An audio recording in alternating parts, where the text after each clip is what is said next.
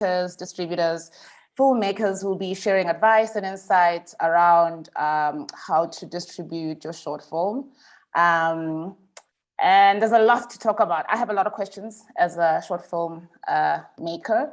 And if you have questions, just drop them in the Q&A and we'll answer them towards the end of the talk. My name is Karabo Lidiga. I'm a South African filmmaker, writer, director, and how I fit into this discussion is that my first decent short film has just done a festival run and it's trying to get some distribution. So I'm very keen to hear what people have to say about this topic. I'm gonna let the panel members introduce themselves. I think it's only fair. I'll start with Brett, who's first alphabetically. You can just tell us who you are and briefly tell us what you do. Hey there, everyone. My name is Brett Michaelinas. I'm from Nostalgia Productions. We have a lot more experience on the feature side with films like Sunk and Fila Sekund having won the SAFTA for Best Film and Screenplay. But most recently ventured into the short space with Sundance selected short film called Five Tiger, which was the directing debut of Nomawangu Kumalo. And it really captured me, the short form space, and starting to get into it a lot more. The most recent one, which we're busy finishing up, is a short called Eventide by Gopala Davis. And it's an honor to be with everyone. Thank you very much, Brett. And we'll hand over to Claire. Hi, my name is Claire Diao. I'm from France and Burkina Faso. I run the distribution company Sudu Connection, which focuses on Pan-African films, short, middle length, and feature films from African filmmakers and filmmakers from the African diaspora. I'm also curator and I work for the Clermont-Ferrand International Short Film Festival for the Directors Fortnight in Cannes, which select as well short films and features. And I do set up short film touring program since 2013 called Quartier Lointain, which means in French, distant neighborhoods, which is traveling between France, the United States, and some African countries. And we are completing now our 6th season, which has been touring between the Latin America, Europe, the African continent, and it will end in the United States in December. I also publish 3 times a year a magazine called Our Tele, focusing on African films. Nice to see you, Claire. And the next is Ivy. Hi, so I'm Ivy Dao, and I work with Claire Diao at Sudo Connection.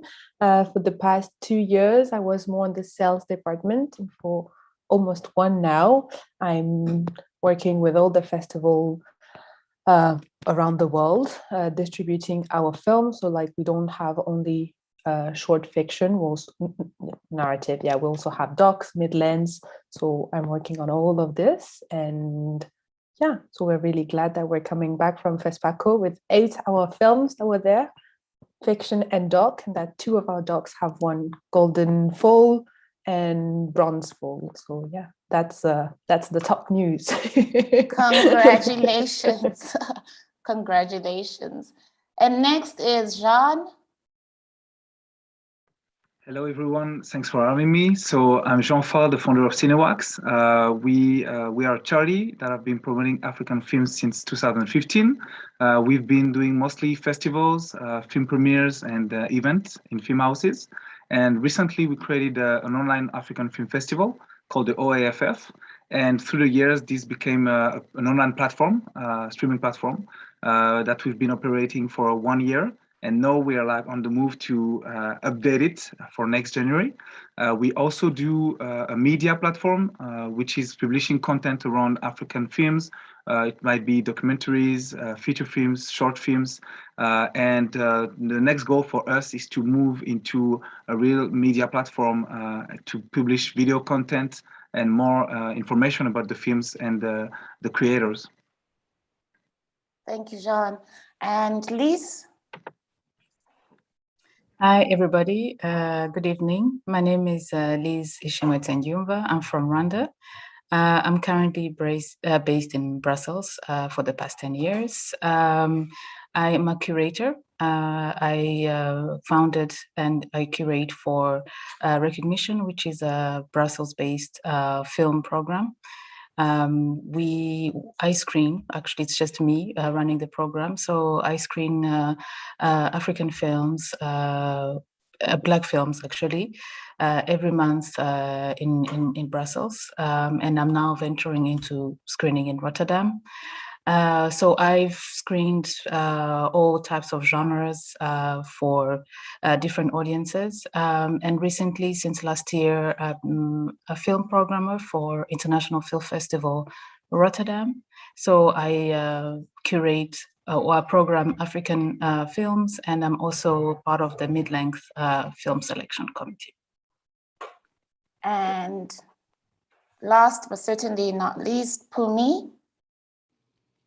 Hi everyone, I'm Pumi. I'm based in LA, although I am from South Africa. I'm here because I'm a writer-director and I just did a festival run with a short film of mine, and so I've been thinking a lot about distribution. And I also work as a strategist for a company called Statement Films, where we develop projects by African diaspora women. And yeah. Thank you, Pumi. And to reiterate, now I have no idea. It feels like it's been forever. My name is Karabo Didicha. I'm a writer, director. My recent film, What Did You Dream, premiered at Clermont-Ferrand and has been going around the world. And its last screening was at Vesparco, and I'm very sad I couldn't make it. But I also work in television as a writer, director, sometimes performer, reluctant performer. So I wanted to start the conversation from the perspective of the filmmaker, when we start thinking about where our films are going to go, and maybe starting with asking Brett and Pumi about what they were thinking in terms of distribution when the films were about to be shot, or before. When, to be clear, when did you start thinking about, Pumi, the distribution of your film? At what point of your filmmaking process would you say you started thinking about it?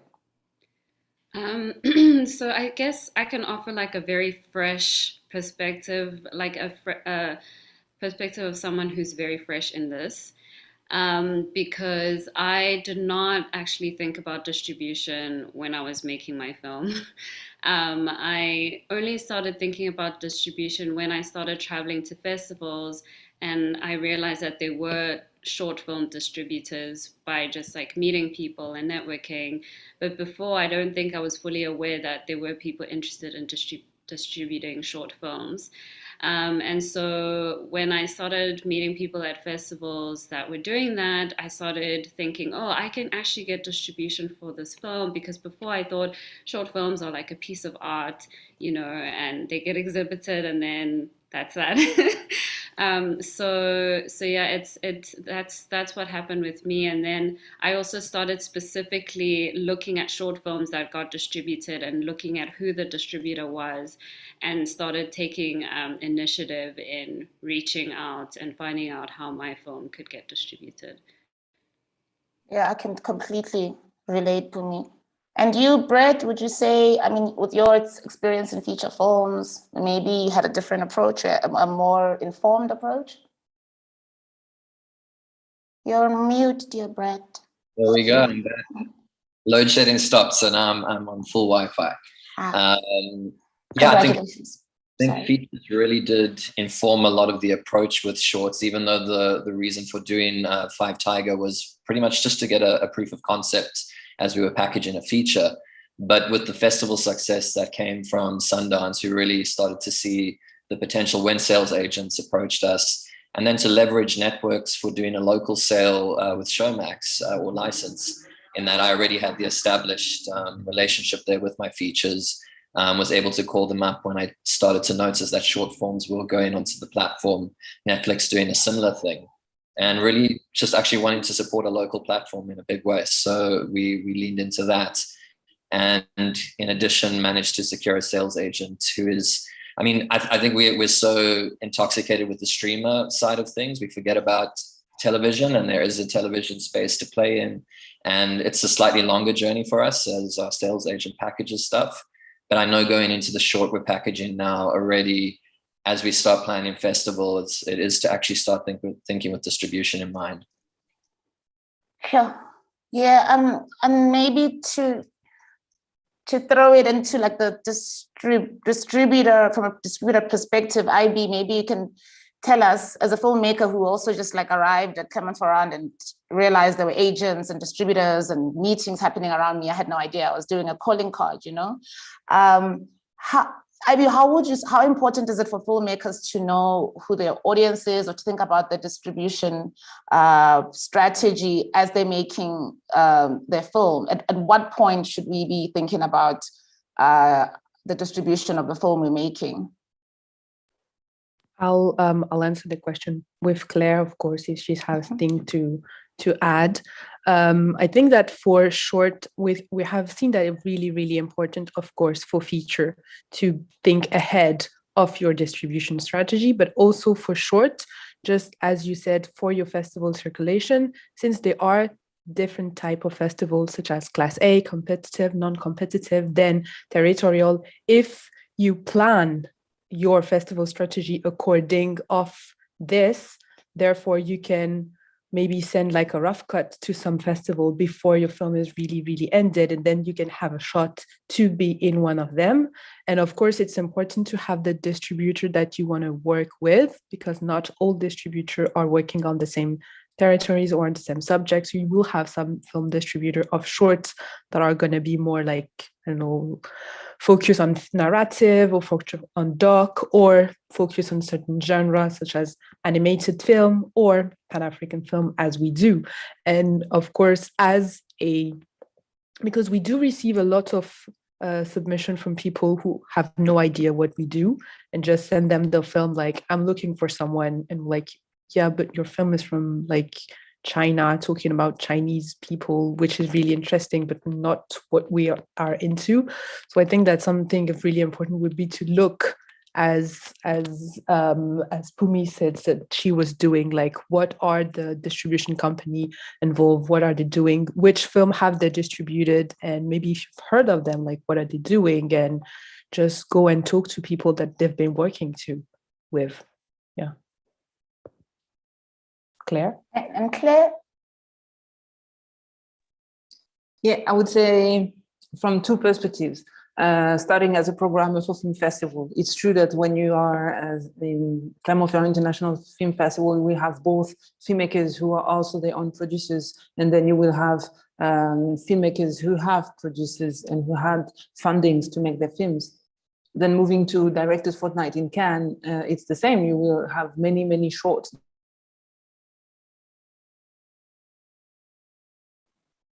Did we lose Claire?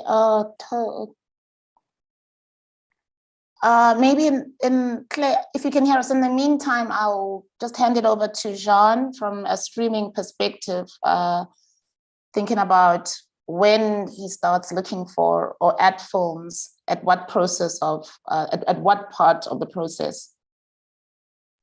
So as for us, is a bit different, because we were a festival and a streaming platform at the same time. So we were trying to align with different film festivals and kind of find what they're programmed and put it on our platform, as well as looking for our own shorts. For us, it's just, there's two ways of looking at it. Either we have ongoing programs, let's say we have programs on women, programs on sci-fi movies, programs on historical films. So we're going to look for this specific type of short films, or even just a program for short films. Or we also have, like, we're looking for exclusivity, like, you know, an exclusive short film that is not being streamed in a certain territory. Let's say for Europe, we will have the exclusivity for one title, a specific title in Europe or in the US. I'm thinking about, it might not be the right example, but the movie that comes to my mind is Daye. Daye is the movie that won Clermont-Ferrand Film Festival, and we really wanted to show it. And we found a way to partner with Clermont-Ferrand Film Festival to have it for a certain number of days on a certain type of territories. And this is what we will look for in terms of programming. So it might be mostly recent films. However, it is possible that we have films that could be could have been done a long time ago. You know, like when I say long time, it's for me, it's more than 4 years, 4 to 5 years. It's already old short film, and recent is 2 years at most. So yes, this is like the different criteria that we would use to program the movie. And in terms of pricing, I think it's important that the short film that is looking for distribution or for platform know its own price. Usually, it's the producer's role or the distributor's role to determine the price for the sale and the territories, etc. But when you're alone as a filmmaker, you should kind of talk to distributors, talk to producers to understand what's the different levels and how much you can get by showing your film on a platform on a specific territory and not give away your worldwide rights like that. So it's important. Yeah, and I guess to go back to pricing, something that I'm still having a lot of difficulty with. People keep quoting all sorts of prices, including lots of $0, $0 I never know. It literally, the scale is, it could be nothing to so much. And I have spoken to agents, distributors for advice. So maybe we'll start with Pumi and Brett as well. How do you determine the price? How do you navigate that space? Only because we're here now in terms of the topic. Thanks, John, for that. Yeah, I mean, I'm still also very new to it, and I feel the same way as you, Karabo. I find it difficult to gauge, and so the way I've been advised is to engage a lawyer. And so, some entertainment lawyers are willing to do some pro bono work for like a short filmmaker who's just starting out, or maybe they'll do something limited for a small fee.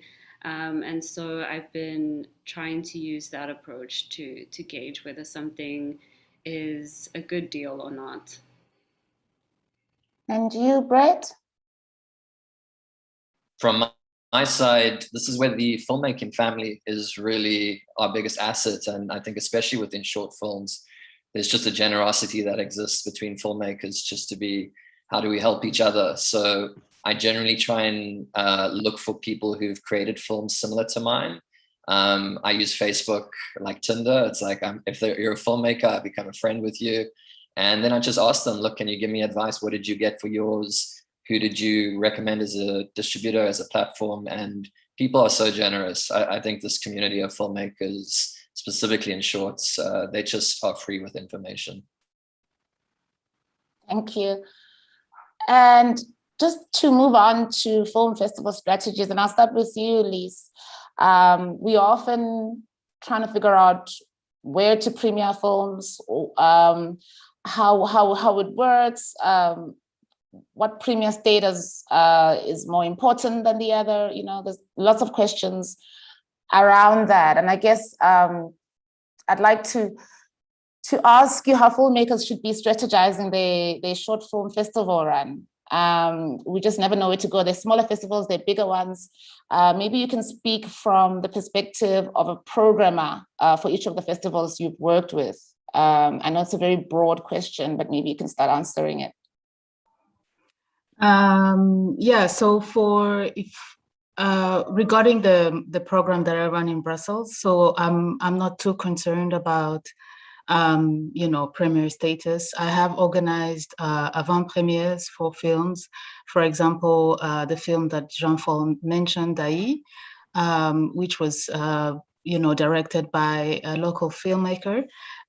We were able to have a premiere of his film before it went through the festival run.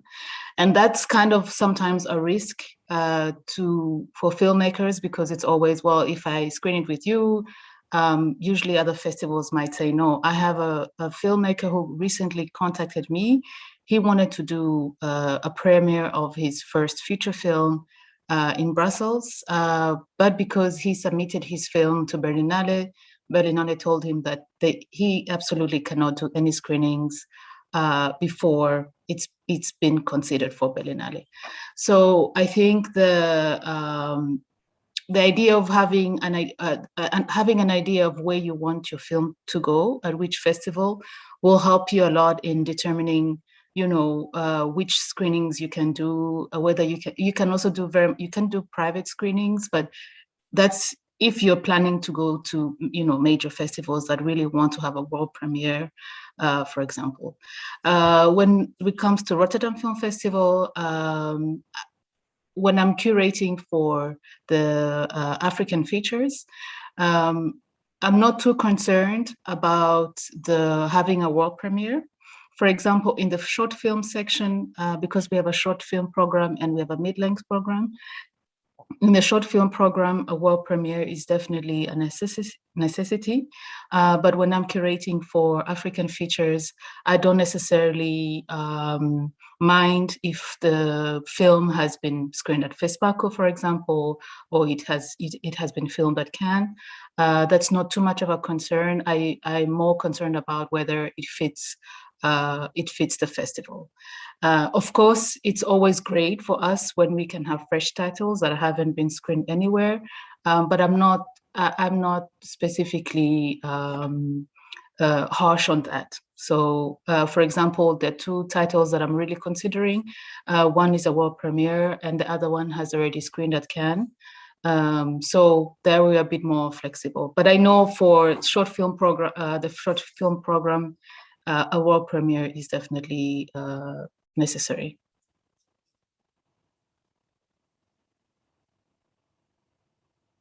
You're on mute. When did I mute myself?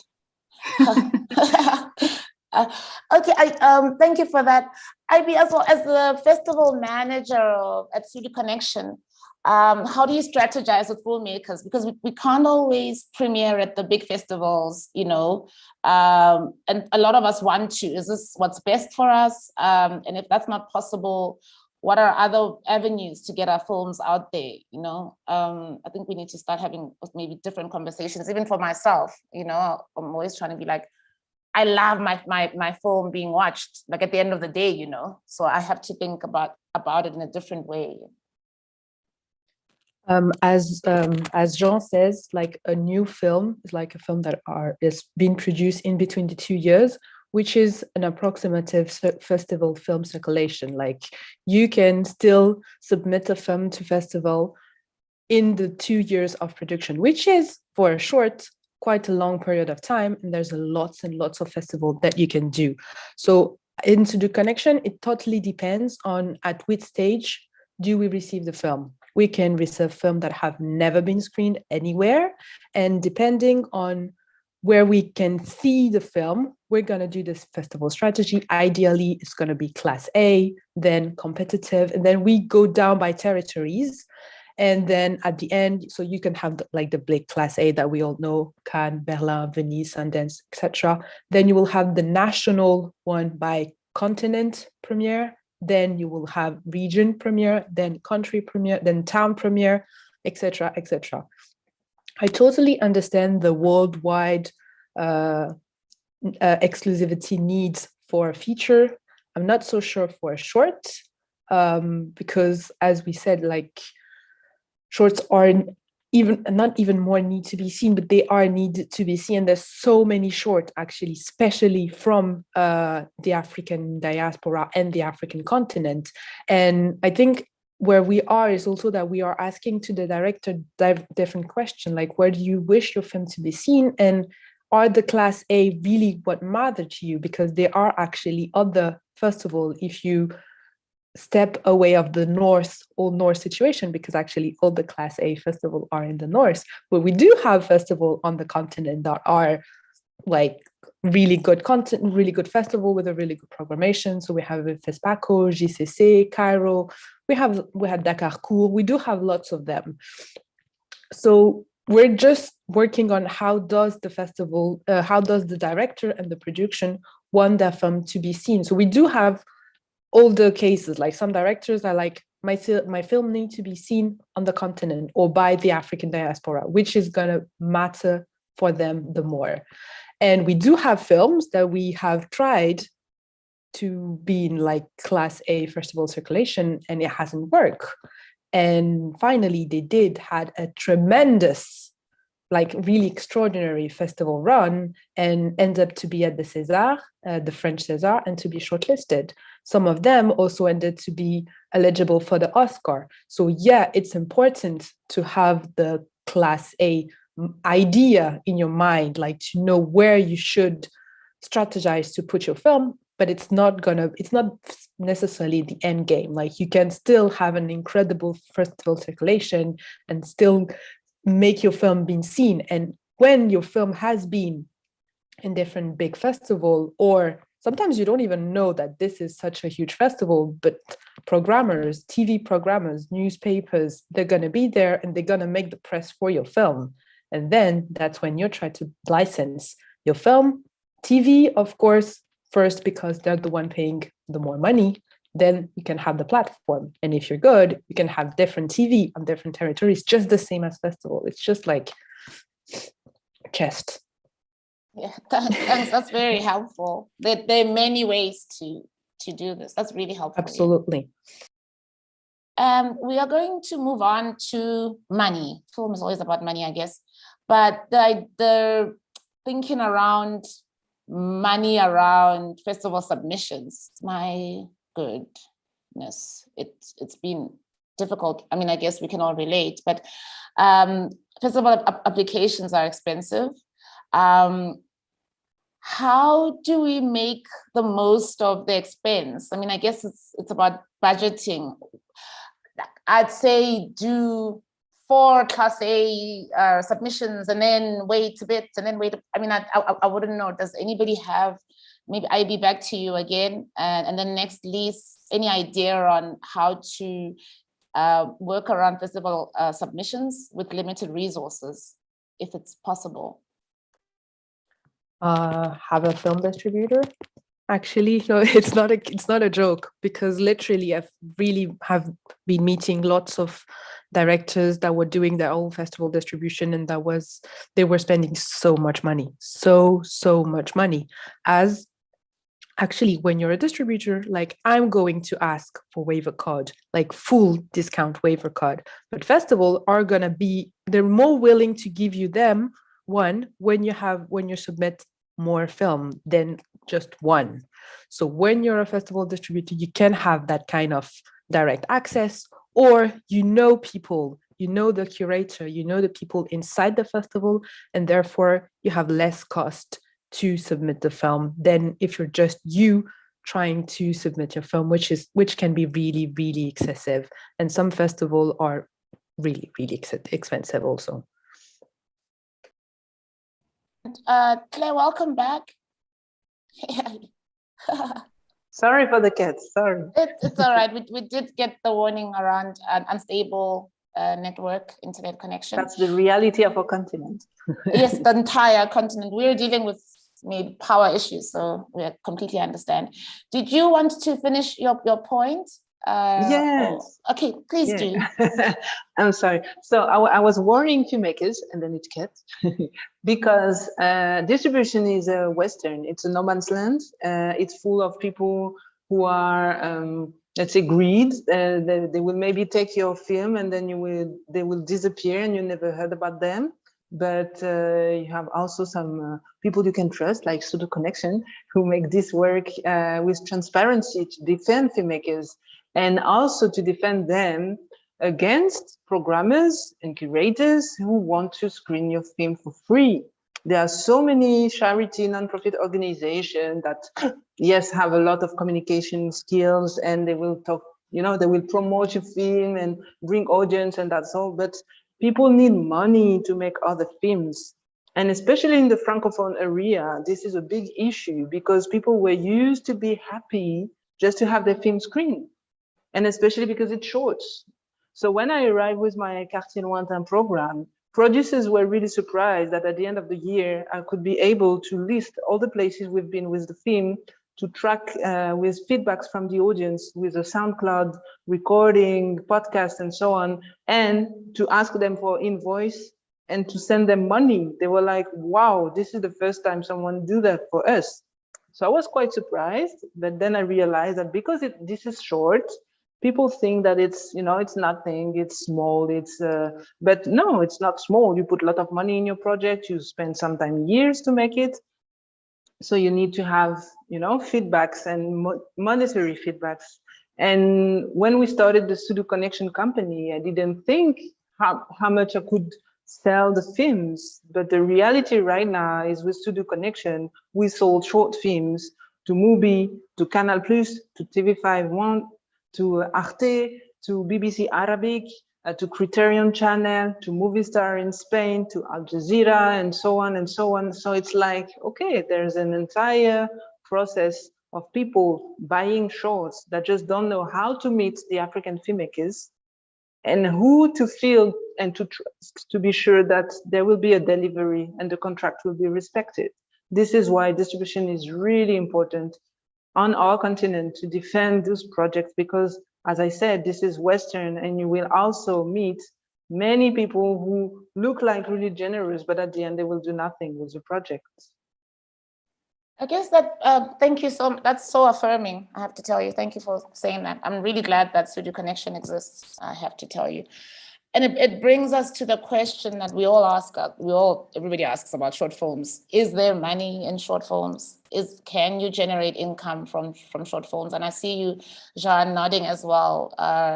Where do I start? There's so much enthusiasm for this question. Maybe Jean, you can start from a platform perspective, and then we can also move to IB and Claire, just to clarify if that expectation is real to make an income from short films.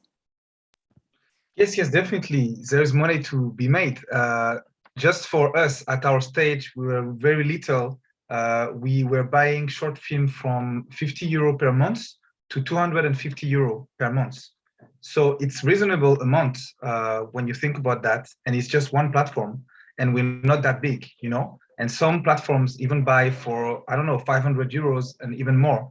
And it will only depend on, I think, the deals that you are able to make with these platforms, and then also with TV channels, with other type of broadcasters. And I think it's very important to have a good strategy. So for that, as IB said, it's good to have a distributor. So of course you will lose some money because the distributors needs to have its cut. But at the end of the day, the work that he will do for you, I'm not sure you will be able to do it alone. So that's just for the distribution part. I think also it's interesting now to think about what's happening in the streaming space. There is more and more funding programs, co-production programs. You can see like the latest Netflix contest, even if it's just for 6 winners, it's still 6 winners. So you can try to participate in funding programs, co-production programs, and fund your short film even before it's being made. And then after, you get the money from distribution. So yeah, there's a lot of things to be done. And as you said, Karobo, I think is important to budget that, how much you're going to put into festival to run the festival tour, and then how much you're going to spend in your lawyer to secure your contract, etc., etc. You have to think about that even before making your short film. And IB, is there something that you want to say in this regard? And I think especially thinking about making money to sustain your festival run as well, or to your distribution run, that there are avenues to that you can make money or get some income from the film, that it's not all lost, that the money that you spend on the distribution is all lost and gone forever. Maybe since I've spoken a lot when Claire was not around, she would like to take this one. If you want, just to say that we're never sure as a distributor. It's just we trust a film, we believe in a film, and we want to defend and to promote it. But we're not in the buyer's eyes, so we don't know. Sometimes we really love a film and then it's not working. I mean, buyers are not interested, and they will say maybe it's too old, maybe it's not the right length, maybe it's, I don't know, documentary, like short doc, it's more complicated than narrative, and so on. But sometimes you take a film, you don't know what it will happen, and then it became it becomes a big hit, and then you sell it worldwide. One of our big hits is Zombie, directed by Biology, which is a musical and at the same time experimental shorts. And it started in Oberhausen in Germany. And from there, where it won the principal prize, it was touring. I mean, it's a 2019 film. It's still touring almost every month for us. And we got requests from every part of the world. It's been sold to many TV. It won the Movie Short Film Award in 2019 or 2020. And it was, well, this kind of successful career. We had the same with Reality, which is directed by Kantarama Gahigiri from Rwanda. It was part of a series done in Switzerland with 5 different African filmmakers. She contacted us directly when she ended the production process, like, I want you to distribute my film. So we watched the film, we discussed with the producer, we agreed on the distribution. We started to send the film, so it took a little while, and then it started to have a lot of success in Brazil. I don't know why, but in Brazil, they had a lot of requests, like, we want this film, we want this film. And from now, it's been touring worldwide, also in the Namur Film Festival in Belgium and so on, until it won the Golden Fall in FESPACO. So it's just a matter of chance, but as Jean said, a matter of hard work. So it's true that you can make and you can handle many things as a filmmaker and doing things on your own, but you won't have the address book of the distributor, and you won't have the good access to the right person who are selling the films. It's good to have a contact, let's say at Netflix, but if they are buying features, will they really care about the short you will apply for, you know? So this is maybe why a distributor is useful, and why so little distributors are focusing on shorts. I think it's because people still think that there is no money with shorts. And we're all wondering if we're making, I mean, Claire, you said you never know who's going to like the film, what kind of film is going to go where. We were always wondering, are we making the right film at the right time, you know? And maybe it's a question for Lise as well, as a programmer. Is there a certain type of, we ask this question all the time, is there a certain type of film that you're looking for from the continent? Is there one type of film that kind of seems to go further than others? Is there a struggle around curating African films in terms of expectations of what they should be? Well, I think for me, especially this year, and I'm very happy with the films that I have received. And actually, when I was hired for this role, in understanding of, you know, me being an African and coming to this very much European festival, one of the things that I have been trying to do is to look for you know, African films that feel authentic, that I know that, you know, Africans would enjoy. And I think I have seen some, you know, films, African films that I would watch and I would say, this feels like a film that was made to go into a festival run. And that's okay, because you still have to pay your bills, and you know, it's kind of like a strategy that you can use. But one thing that I know that I look for, and I notice that in the first 5 minutes of a film that I'm watching, is how authentic is it, and what kind of story the person is trying to say, what is the vision behind the film. And so this year, I'm now in the process of selecting films for January. So our festival takes place in January, end of January. So, and I've received a few futuristic films, I've received comedy. Brett, who is here, has also sent in his film as well, a very lovely comedy.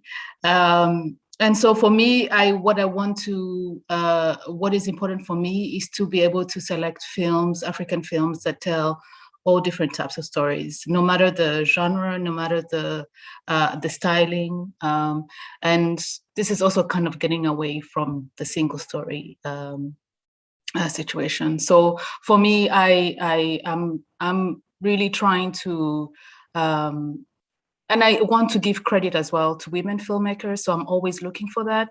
I want to give, chances to, the LGBTQI community, because I think we don't have enough representation of filmmakers from those communities. So that is, for me, that is my focus. And another thing that was important for me was that I know these festivals are not really, or a lot of young people, and I imagine young people watching this this live stream, you can feel, sometimes there's this feeling when, of not having enough confidence to send in your film to these A-list festivals, because nobody who works in those festivals look like you. And so this was one of the things where I said, I want to put it out there, and I started doing a post. I'm sending a post on Instagram saying, hey, this is me, this is how I look like, and I'm looking for your film, send me your film. And know that somebody behind this curtain of an A-list festival is actually rooting for you, and is actually looks like you, and actually understands your struggle. And that completely changes everything, because I've received films from people who would never have sent their films to an A-list festival, because they just thought it will never make it.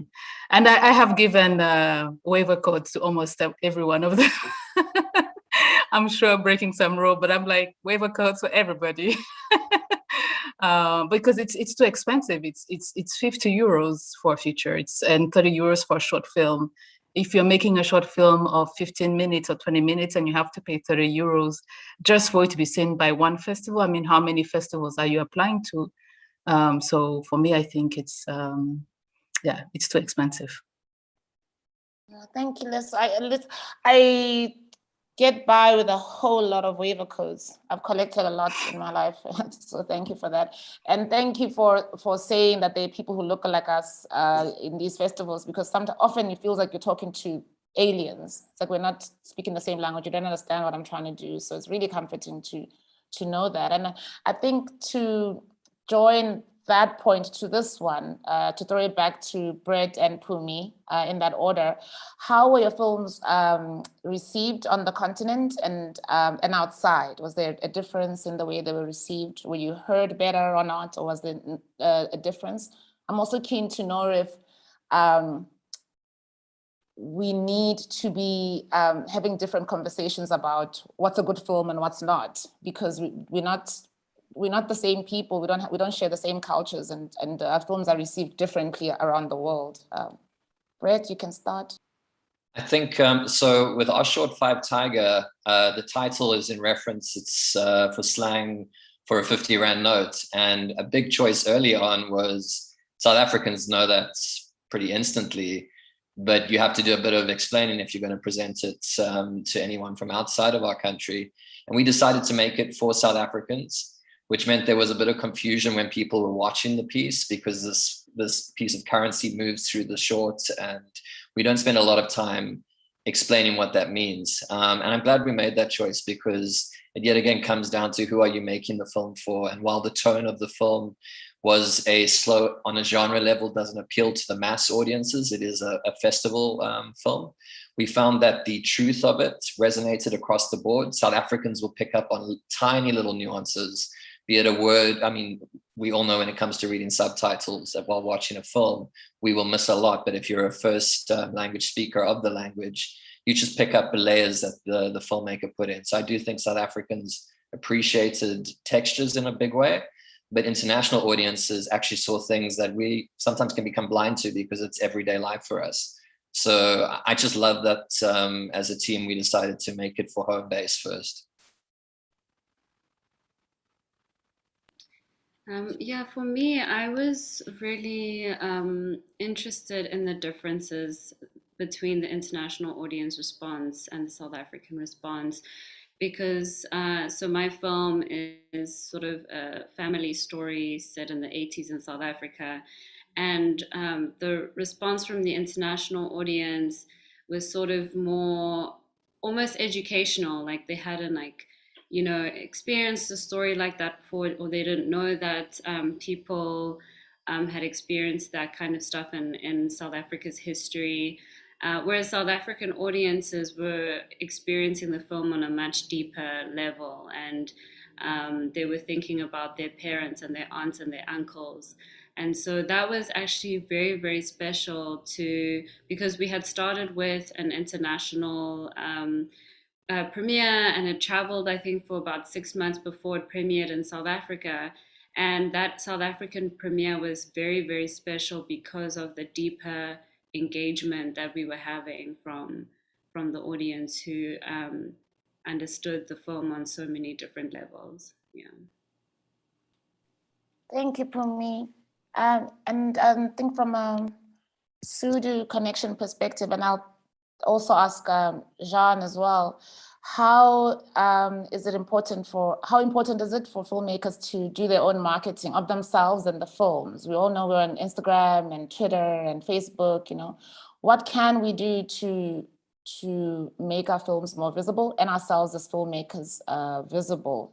Does it matter? Does it have an impact on how far the film goes? Thank you. Sorry, Claire, you can start. Yeah. Okay. I would say what is important for us is to have the right material, the one that is usually requested by film festivals, like film stills and high resolution picture of yourself and your bio, your filmography, your synopsis, your subtitles, your master, and so on. We have an entire list of things we request to filmmakers and producers at the beginning when we sign the deal with them, because it's something that people ask us, and it's part of the professionalism we want to promote, even if we are working with emerging filmmakers or producers who don't have, let's say, the international standards for the films.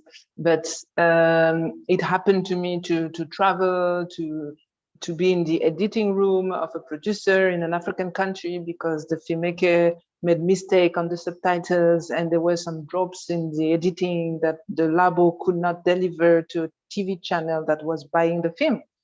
And we spent almost a night on it because we wanted to have the right project. And at one point, the filmmaker and the editor left the room because it was late and they wanted to go home. And I was looking at them like, oh my God, is it your film or mine? I mean, I'm coming to deliver your film, but it's yours. So just give the best you can give for your film. We don't ask you to be the best marketing manager or so on. I mean, you're a filmmaker, and what we're talking about is a film. So sometimes you have a really good commercial, they talk a lot and blah, blah, blah, but the behind it's empty. We prefer something that is really raw, but that it's solid. There is a content, there is something, there's someone behind. And we will help this person just to bring the good standard to be accepted by festivals, TV, buyers, and so on. So yeah, the most important is the film, and then to give the best, to have all the required material to be sure that when people ask something, you have it. And don't hide yourself behind oh, we have no money, or we have a small company. And no, you want the best for your film, we want the best for your film, so just work together. So the work speaks for itself. But still, it's still nice if you do have a photographer on the set and do have some, like, it's really nice though. But this is like the production company work, actually. They're the one that's supposed to be thinking of this. Like, that's their work. And sometimes of course, we can work with anything, but when we do have like proper film stills and that kind of things, it does help. Of course, if we don't, and that the film still is an amazing film, we're still gonna make it happen. But so like having your production company really working with you and knowing what to do and what step to do is also really important. So yeah. And this is why when we travel to film festival, we do more and more kind of training or master classes on distribution, just to let people be aware that from the beginning, when they're thinking about money for shooting, they should think about money to have those kind of things. Like, oh, can I have a photographer on my set? Oh, can I work on a poster? Or can I have, a trailer of my films or thing like that? I think for Brett, it seems normal because he work on feature, but coming to short films, many people just, they just do. They do the film and then, oh, we want to distribute it or we want to screen it. And from where do we start? And then they discover there is an entire process to apply to film festival, and there is a year-round submission process. And sometimes they're like, oh no, I missed this festival. When is it and how? And so this is why it's important for us to meet and discuss with filmmakers and producers, just to put in their mind that they can think really early about all the things, just to be ready when it's time to deliver the film and think about strategy, audience, and how to have the best career. Can I add something from a filmmaker's perspective?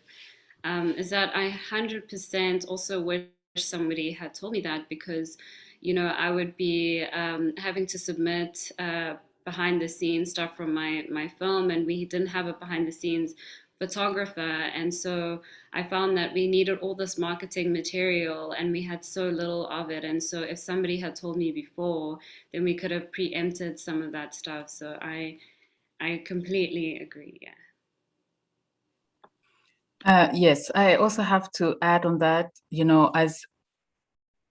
so with my program, the recognition program, what I've noticed, and I've been doing it for 5 years, and what I do notice is that people, my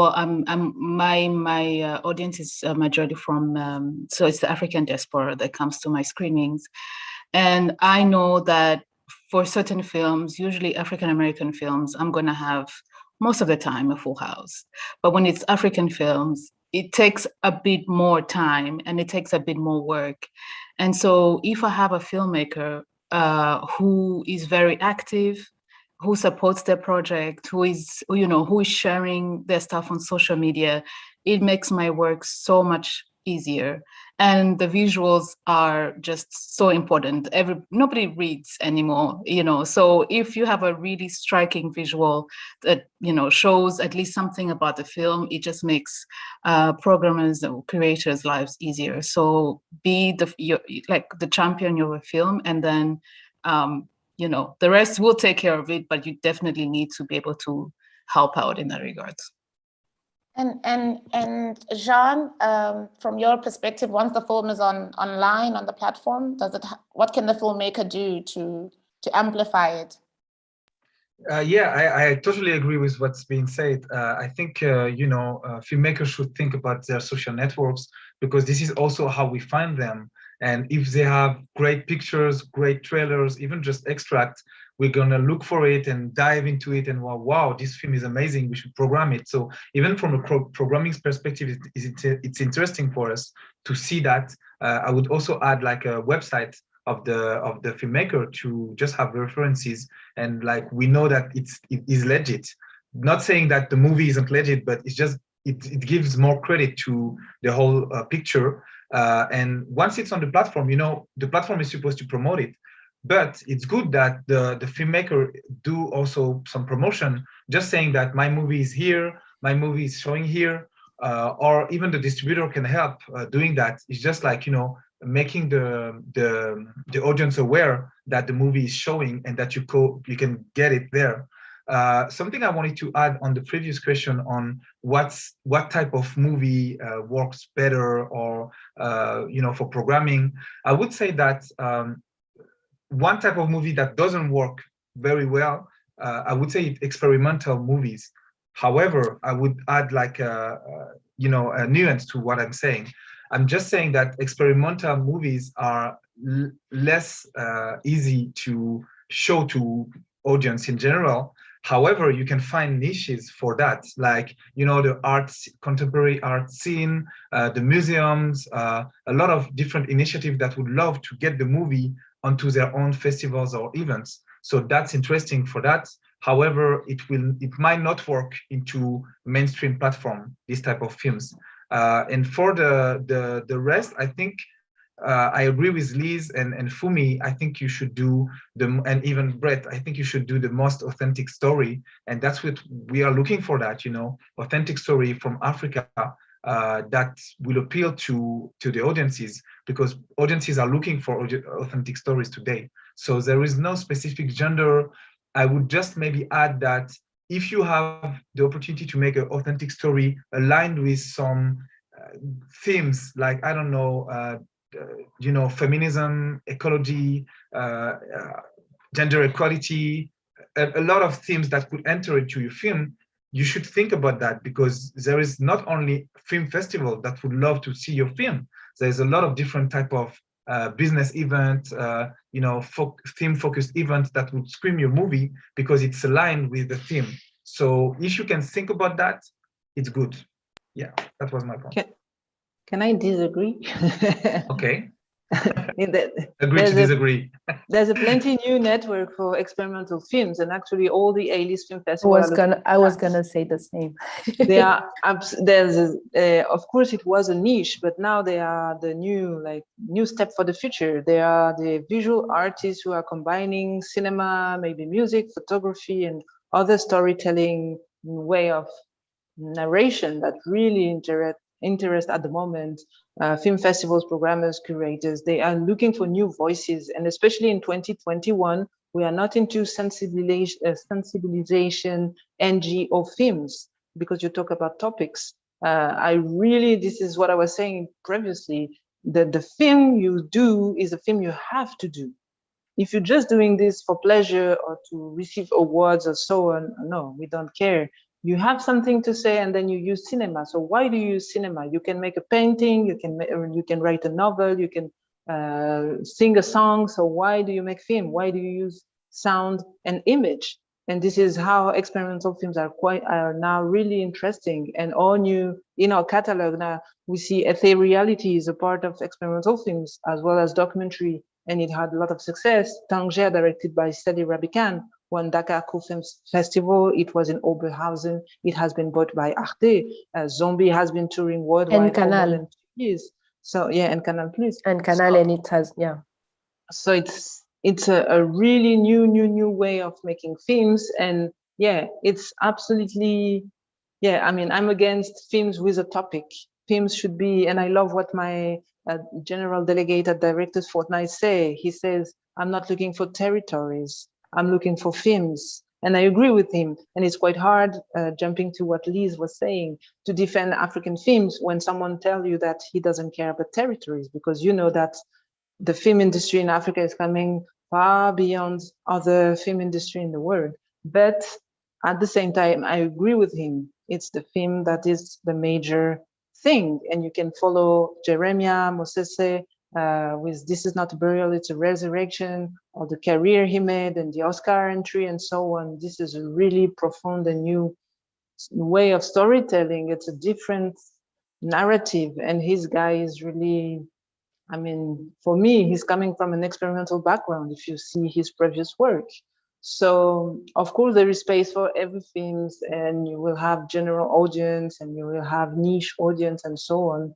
But for me, the first thing is you really need to know why you make a film, and don't make a film just to to have success. It doesn't work. I think it's the more and more personal you are in your film, and the more and more successful it is, because you reach people expectation and universalism they were not waiting for, and they were not expecting, and then they see in yourself, like as a South African filmmaker, for example, the same situation that someone they were dealing with in another part of the world. Yeah, I love what you just said. I'm gonna take this recording and listen to it maybe once a month. But I think, Jean, to conclude, I don't think it's a disagreement. I think we're all saying different things. I think films live in different spaces. I don't think we should be boxing films or filmmakers in what they should do, what themes they should be doing. It seems themed films work on different platforms, and it seems experimental films that come from the heart, or like there's a space for everyone. And I hope that filmmakers watching can understand that this is not an either or situation, which is very exciting for me as a filmmaker in Johannesburg, South Africa, that there's such huge scope. But I'd like to move on to the questions from the audience members. There's one I'm going to read out as is. Ownership issues such as allowing a platform like Showmax, Brett, I'm sure you can speak to this, to screen your film.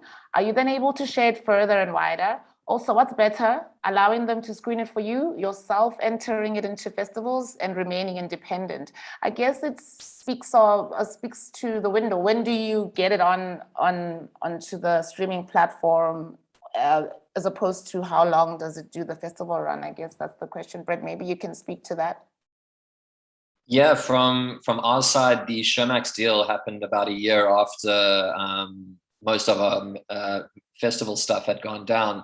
And it was just a basic licensing deal. So it comes down to your negotiated skills in terms of how long you're willing to have it on the platform.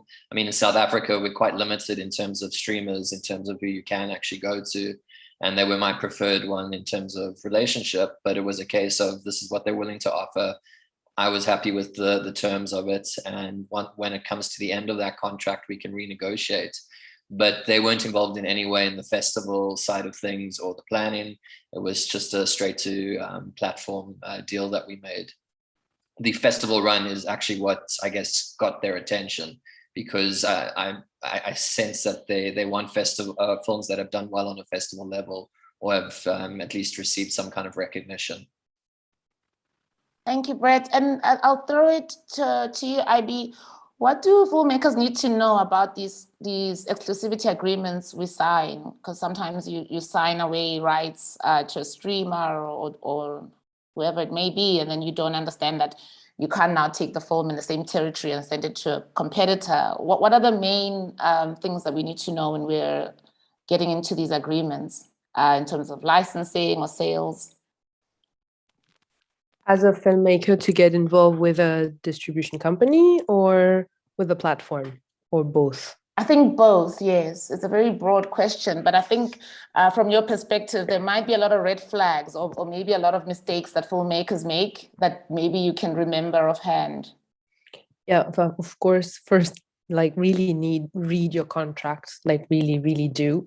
And as Fumi was saying, like if you have the possibility to have a lawyer or somebody that will, just do so, because Claire was literally she was telling this story a couple of days ago in FESPACO about we wanted to acquire animated film for a while, and then we discover a short film that we really liked. And when we met up with the director, actually, he said that he already has a director and when distributor. And so when we asked him, like, okay, so what have you signed? Maybe can we join in? He like, I don't know. He was just so happy having someone that was interested in sharing his film to the world that he just literally signed for the film. And so the first thing that you really need to see is exclusivity. Like, who are you, what are the terms, like exclusivity, exclusive, non-exclusive? If it's exclusive, better be with money. Otherwise, it's not really fair. What are the terms? Like, are you giving your film for a year, for 3 years, for 20 years? Of course, you should also be aware of that. And the revenue share, how is your money gonna come back to you? I think this is the important thing that you should watch as looking for a distributor and for a platform. And also, like as Brett was saying, we have a community. Do not hesitate to ask to that community. We literally have been doing this with a US platform that was offering us really interesting things, and then we went and asked we saw that they were licensing other films, and so we went to ask to be sure, because we've never heard of them, didn't know what they were, who they were, like. And so we went, asked to that amazing community that, as Brett says, is most of the time really generous. So yeah, do not hesitate. But yeah, exclusivity, maybe Claire will have something to add, but yeah, exclusivity, territories, yeah, territories and money. Like, how is your money gonna come back to you, and what rights are you giving? So if you're giving like life rights worldwide, all languages, 20 years, no MG, I mean, there's something really wrong there. And everything can be negotiated. A contract is not something like a stone. You cannot move anything. You can discuss everything. Something said that the contract you have is the contract that you negotiate. So Well, then I just want to throw in there that a lot of South African filmmakers don't know is that we think that if we license our film for Africa, then it's completely gone. often you need to look at Africa and language territories. So I may have licensed my film for English-speaking Africa. Don't forget you have French. Don't forget you have Arabic. Like there's a lot more that you can actually play with. And I'm surprised how many don't actually know that that option is on the table. I guess what you all are saying is that we need support. You need a lawyer.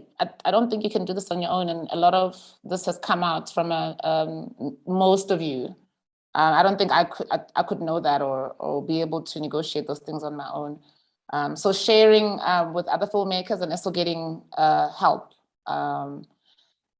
And a lawyer or a distributor, of course. Mm-hmm. I feel like I've been keep saying that for the past hours.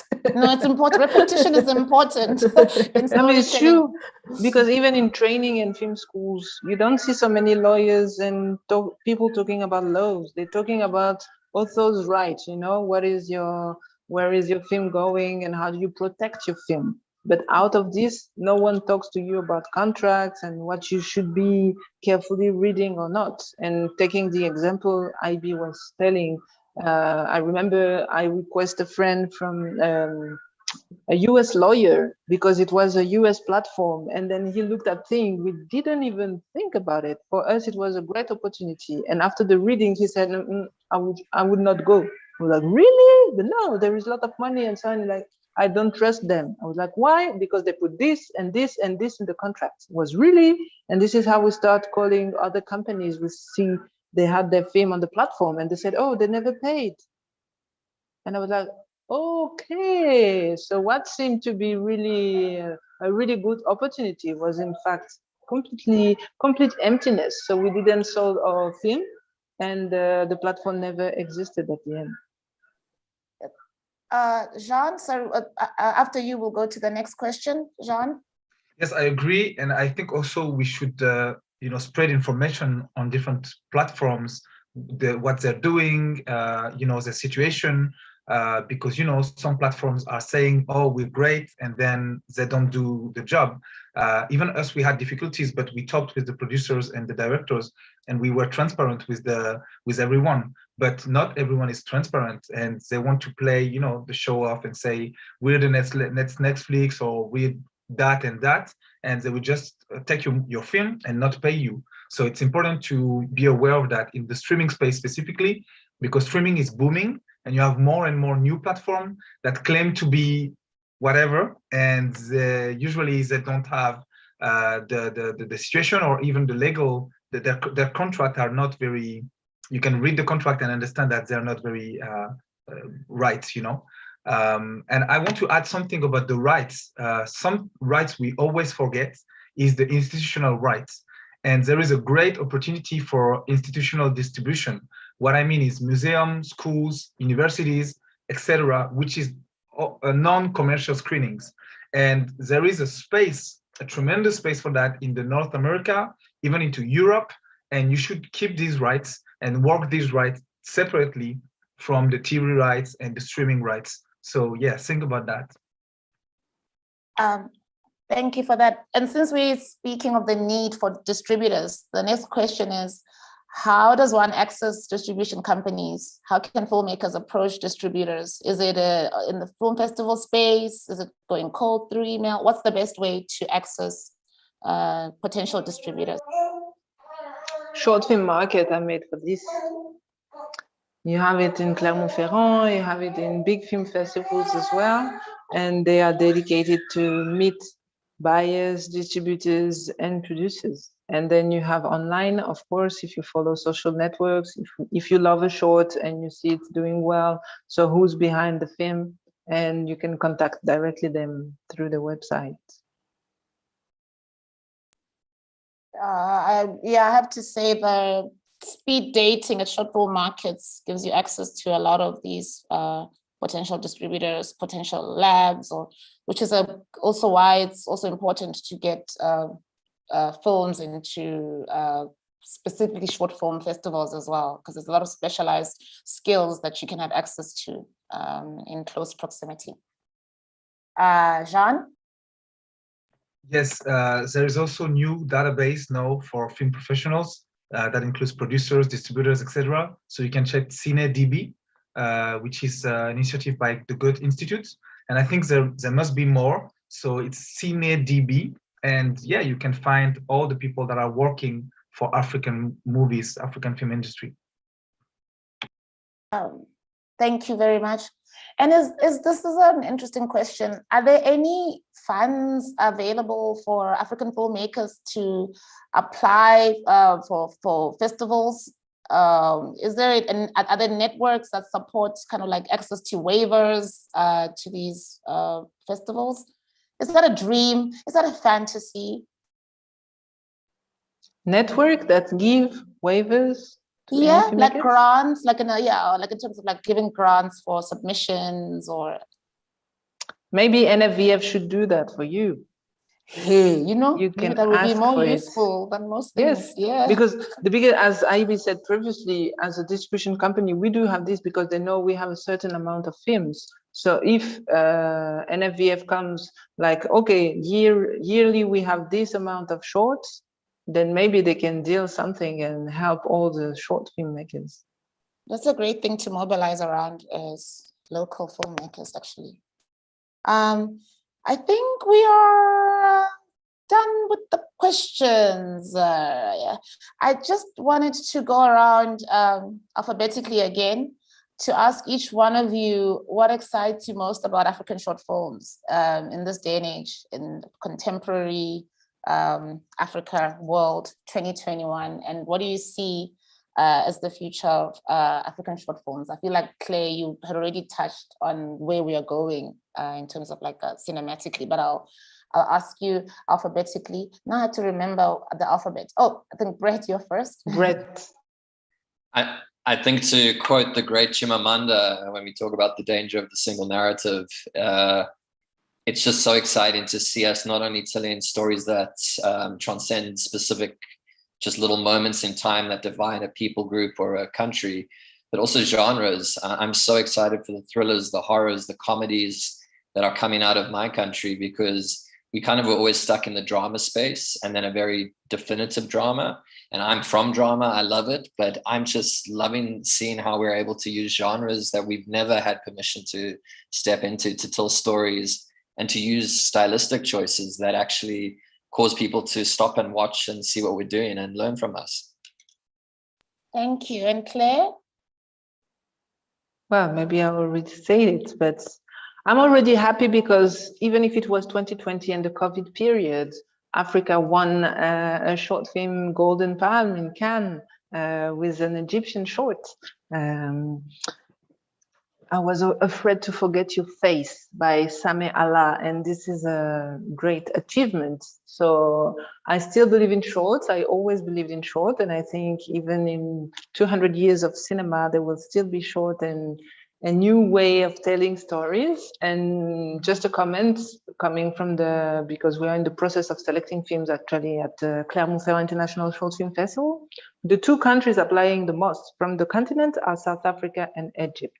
So, you know, you are in the good way. We see a really good quality coming from South Africa. Sometimes it's maybe the script or the topic, we don't really know why the person is telling this or so on. But in terms of image, editing, and even acting, I think, yeah, South Africa is on the top list of African film producing shorts at the moment. Awesome. I think it's you, IB. It's a hard and very broad and wise question, but yeah, I don't know. I just also always been loving shorts, experimental shorts, especially because they're just, I don't know, they're just I came from cinema, but also from art history. And so like in short, you can easily mix up that kind of different background from like, and you can find like experimental short with history and are like profound like African beliefs and that kind of things that I really, really like.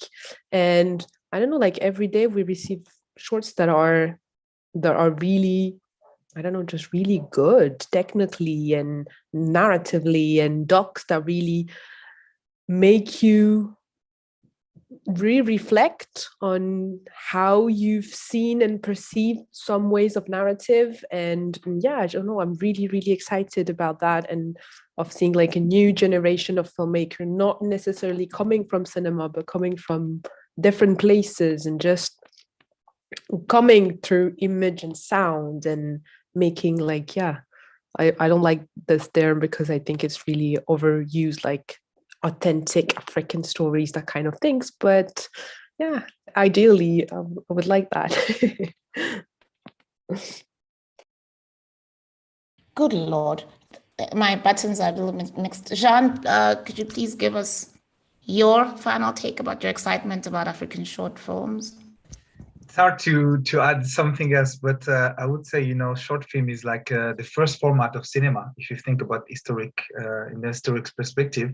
So what I think is, you know, we love to see different kind of short films, documentaries, fictional. We also love experimental. And I would add that, you know, it's just the beginning.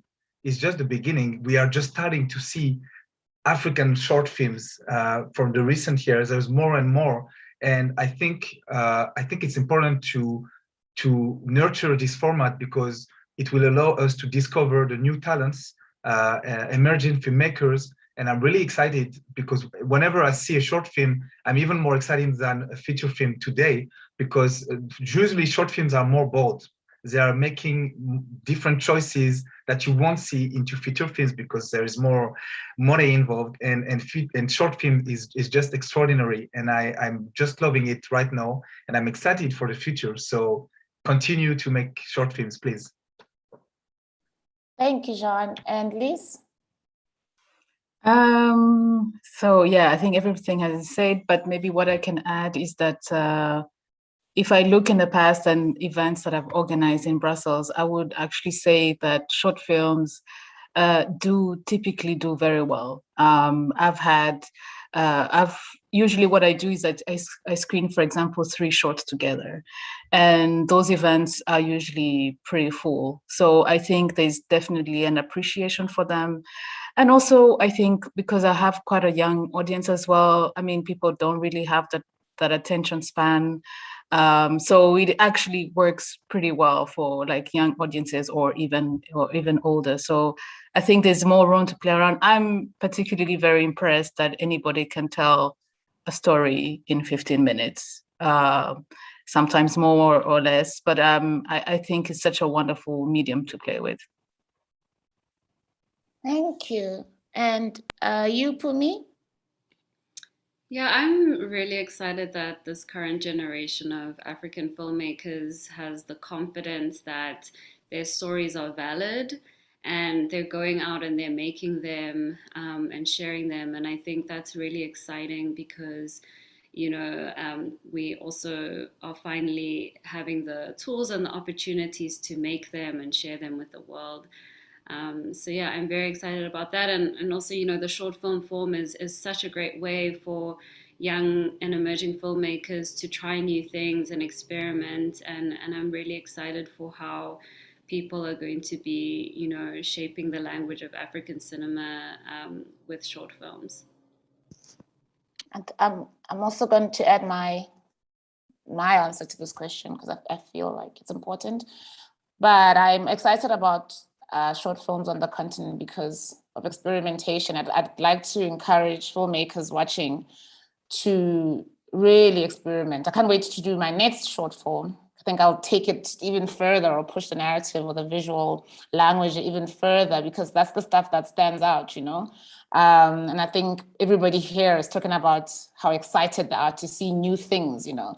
So I think in terms of short films, do the opposite of playing it safe. I think it's really important to also develop a language of voice because people assume that we're a certain way, but we haven't really figured it out. I'm going to be making short films for the rest of my life because it really is, I think, a way to flex your muscle and figure out what you want to do before you spend a whole lot of money on feature films. So I wanted to add that. And I want to thank all of you. I am so inspired This year has been so tough. It's been such an honor to be a moderator here and listen to this fiery, inspiring, like visionary talk about this medium and this art that we love so much.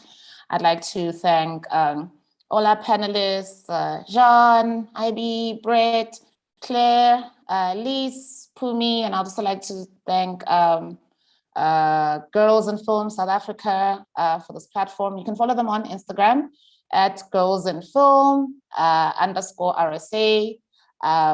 Hopefully all the resources that were shared here will be available from all their platforms. And I believe this is also recorded, so maybe later you can share it with people who are not here. Thank you so much. I'm incredibly inspired. And I wish you all the very best, and I'll be on all your platforms finding out more. I knew of all of you in some way or other, but I'll be continuing to track your work. Thank you so much. Thank you, Karabo. So much. Thank you. Have a good rest of the week. Karabo. Thank you. Thank you. Bye-bye. Bye, Claire.